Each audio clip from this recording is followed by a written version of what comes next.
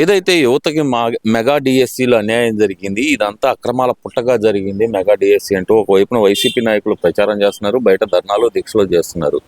Assembly సమావేశాలు ప్రారంభమయ్యే సందర్భంలోనే జగన్మోహన్ రెడ్డి గారు వాళ్ళ పార్టీ నాయకులతో సమావేశం ఏర్పాటు చేసుకుని మాకు ప్రతిపక్ష హోదా ఇస్తే కానీ అసెంబ్లీకి రాము అని చెప్పి ప్రకటించేశారు. ఇప్పుడు డిఎస్సీ మీద పట్టుబట్టాల్సిన వీళ్ళు వెనకడుగు వేయడానికి గల కారణం ఏమనుకోవచ్చు అంటారు?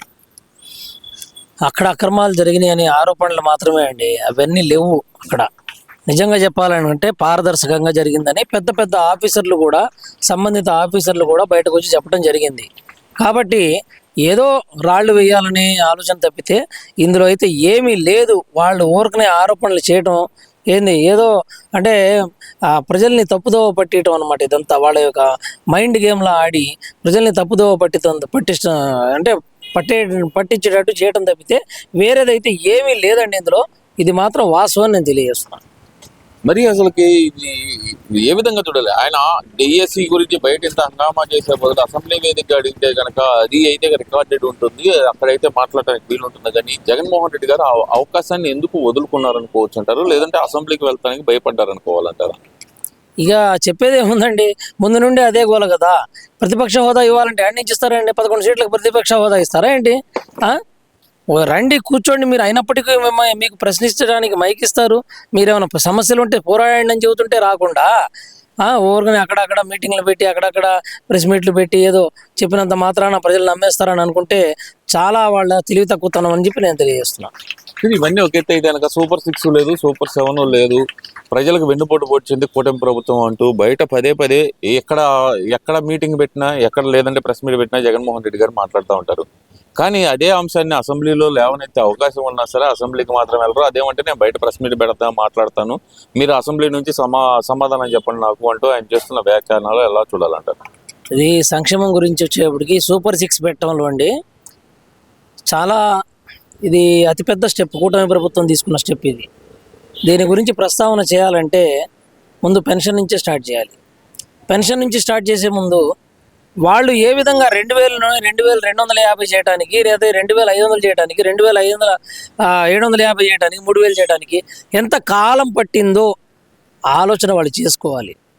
అలానే ఒక్కసారిగా 4000 పెంచిన పెన్షను, ఆ 4000 కూడా 2 నెలలు ఎలక్షన్లు ఉన్నాయని చెప్పేసి ఆపేసి మళ్ళీ ఆ 2 నెలలు కలిపి కూడా ఇవ్వటం అనేది ఎంత భారం పడుతుంది రాష్ట్ర ప్రభుత్వం మీద.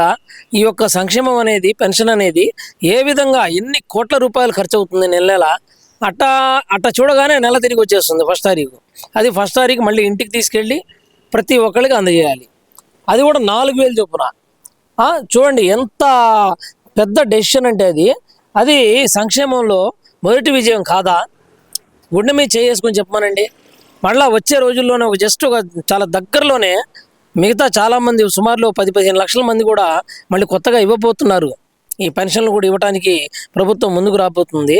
అది కూడా వచ్చాక ఇంక చూడండి పండుగ ఎలా ఉంటుందో. పండుగ అంటే ఈ సూపర్ 6 పండుగ ఎలా ఉంటుందో అది మొదటి అంశం. రెండో అంశం చూసేటప్పుడు మీకు ఫ్రీ బస్ అన్నారండి. ఈరోజు ఫ్రీ బస్సు ఎంత బాగా పనిచేస్తుందంటే నిజంగా మహాతల్లులు ఆడవాళ్ళకి వాళ్ళని అడిగితే పక్కా తెలుస్తుంది. ఎందుకంటే వాళ్ళకి ఆఫీస్కి వెళ్ళే వాళ్ళు, ఎంప్లాయీస్ కానివ్వండి, లేదా స్టూడెంట్స్ ఆడపిల్లలు కానివ్వండి, లేకపోతే ఇంట్లో గృహిణులు కానివ్వండి, ఫంక్షన్లు ఏమన్నా వెళ్ళాలన్నా సరే, రావాలన్నా సరే ఒక పక్కన వాళ్ళ ఛార్జీ ఒక పక్కన ఆగుతా వాళ్ళ భర్త జేబులో నుంచి డబ్బును కూడా ఆదా చేస్తూ వాళ్ళు ఖర్చు లేకుండా నెలకి కనీసం ఎట్ట కాకపోయినా హీనంగా 1500 రూపాయలు ఈజీగా ప్రతి మహిళ కూడా 1500 రూపాయలు సేవ్ చేసుకునే పరిస్థితిని మనం చూస్తూ ఉన్నాం. ఇక తల్లికి వందనం చూడండి, వాళ్ళు 5 సంవత్సరాలు కలిపి ఇచ్చిన అమౌంట్ వీళ్ళు 2 ఏళ్లలోనే ఇచ్చిన పరిస్థితి మనం చూసాము. ఎన్ని కోట్లయితే వాళ్ళు ఇవ్వగలిగారో ఈ యొక్క పథకం కింద వాళ్ళు అమ్మ ఒడి అనే పేరుతో వాళ్ళు కూడా ఇవ్వటం జరిగింది కదా. దానికి వాళ్ళు 5 ఏళ్ళు ఇచ్చిన అమౌంట్ సుమారు అప్రాక్సిమేట్లీ వీళ్ళు ఈ 2 ఏళ్లలోనే ఇవ్వటం జరిగిందనమాట. అంటే అంతమంది పిల్లలు, ఇంట్లో ఎంతమంది ఉంటే అంతమంది పిల్లలు ప్రతి ఒక్కళ్ళకి అందజేసే పరిస్థితిని మనం చూసాం. కాబట్టి అది ఎంత ఉపయోగపడిందండి పిల్లలకి. ఎవరికి పనిలో వెళ్లకుండా, బయటికి సంపాదన కోసం వెళ్లకుండా చదువుకోవాలి అనే లక్ష్యంతో కూటమి ప్రభుత్వం ఏర్పరిచిన ఆ యొక్క సూపర్ 6లో అది ఎందుకు ఎంత బ్రహ్మాండంగా సక్సెస్ అయింది అందరం మనం కళ్ళారా చూసాం. అలానే మనం నిరుద్యోగ భృతి కూడా మనం ఏమీ ఇవ్వట్లేదని చెప్పేసి చాలామంది దీని ప్రచారాలు అయితే చేసుకుంటున్నారు. కానీ ఒక రకంగా చెప్పాలంటే అనేక రకాలుగా ఇప్పుడు పెద్ద పెద్ద కంపెనీలు మన ఆంధ్ర రాష్ట్రంలో వచ్చాయి, పెట్టుబడులు పెట్టడానికి ముందుకు వచ్చాయి. దాని ద్వారా ప్రతి ఒక్కరికి అక్కడ మీరు గమనించాల్సిన పని ఏంటంటే 20 లక్షల ఉద్యోగాలు కల్పన అనేది అండర్లైన్ చేసుకోండి. ఉద్యోగాల కల్పన లేదా నిరుద్యోగ భృతి లేదా అన్నాడండి. అక్కడ లేదా అంటే ఏంటంటే ఇది కానీ అది కానీ రెండిట్లో మేము ఏదో ఒక దారి చూపిస్తాం అన్నారు. ఇప్పుడు ఉద్యోగాలు ఎలా వస్తాయి అనేది, ఎలా పరిగెత్తుకొస్తున్నాయి అని చెప్పేసి మీరు ముందు 20 లక్షలు కాదు ఇంకా పెరిగి 25 లక్షల దాకా ఉద్యోగాలు వచ్చే అవకాశాలు చాలా దగ్గరలో ఉంది. ఆ పథకం కూడా విపరీతంగా సక్సెస్ అయిద్దండి. అలానే ఇకపోతే ఇంకా ఒకే ఒక పథకం అనేది ఏది నెలకి 1500 రూపాయలు అనేది రావటం అనేది అదొక పథకం ఒకటి వేయాల్సి ఉంది. అది ఆడవాళ్ళకి తప్పనిసరిగా ఆ పథకం కూడా త్వరలో స్టార్ట్ చేస్తారు. కూటమి ప్రభుత్వం కూడా ఆ విషయం కూడా చెప్పడం జరిగింది. దానికి కూడా నేను ఎక్స్ప్లెనేషన్ ఇస్తున్నా. ఎలా అంటే ఇప్పుడు పేదరిక నిర్మూలనాన్ని P4 అని సర్వే పెట్టారండి. దాంట్లో కూడా సుమారు 2.5 లక్షల మంది లబ్ధిదారులు ఉన్నారు.